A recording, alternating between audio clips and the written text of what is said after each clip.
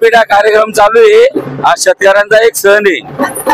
कबाड कष्ट करतात ते, आपल्यासाठी अन्न धान्य पिकवतात, आपलं पोट निवारा करतात ते, आपल्यासाठी राबता हा दिवस त्यांच्यासाठी महत्वाचा असतो।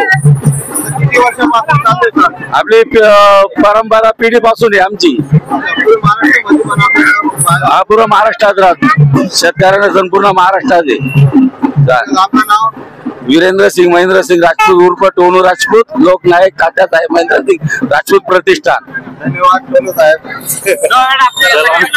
हजरत पीर मूसा कादरी बाबा की दरगाह पास पोले का उत्साहत मनाया जा रहा है।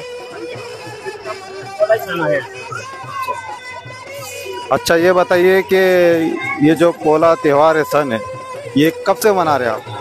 अभी हमारा तो जन्म नहीं था, उससे पहले चालू है। उससे तो वो खबर नहीं अपने को कितने साल से चालू है, क्या चालू है, पर परंपरा चालू है, वो हिसाब से अपने भी चालू है।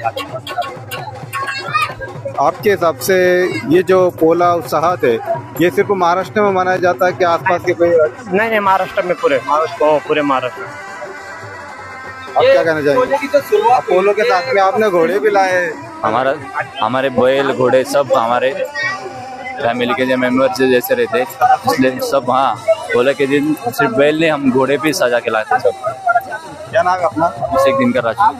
कहना है क्या तो ये किसान लोग ही बनाते हैं क्या? नहीं, शेतकरी किसान शेतकरी। अच्छा, अपना नाम बताइए। सोमनाथ कुंभार। बहुत बहुत धन्यवाद।